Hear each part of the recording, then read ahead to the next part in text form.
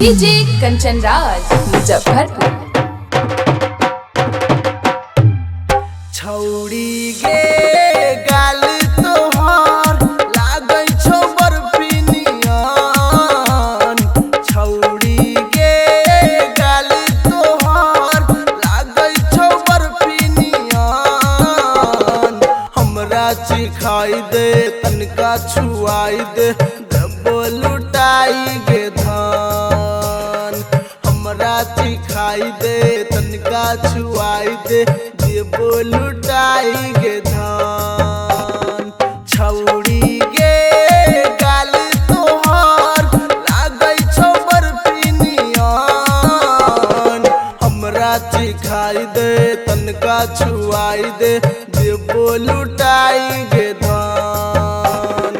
हमरा चिखाई दे तनका छुआई दे देबो लुटाई गे धान। Mix by DJ Kanchan Raj Muzaffarpur. हमरा चिखाई दे तनका छुआई दे देबो लुटाई गे धान। देबो लुटाई गे धान। ओठा में लाली कानों में बाली मस्ती लागै छ तोरे चाल मतवाली। हे गे ओठा में लाली कानों में बाली मस्ती लागै छ तोरे चाल मतवाली। आँखी में गजरा बालों में गजरा निक लागै छ जब सटै छी पजरा। चांद के चकोरी फूल के कटोरी हमरा तो दिल में बसाइल न गे। हे गे मधुशाला करना तो हूँ हाला आपस में मिलके निपटाइल न गे। मक्खन के जैसन छौड़ी लागै छ तोरो बदन। मक्खन के जैसन छौड़ी लागै छ तोरो बदन। हमरा चिखाई दे तनका छुआई दे देबो लुटाई गे धान।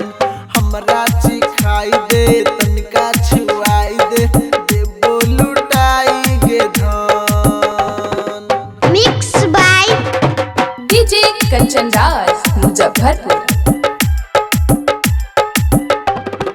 हमरा चिखाई दे तनका छुआई दे देबो लुटाई गे धान। देबो लुटाई गे धान। किए बतैयौ किए देखैयौ कैसन छहाल बोल कैसे सुनैयौ। हे गे किए बतैयौ किए देखैयौ कैसन छहाल बोल कैसे सुनैयौ।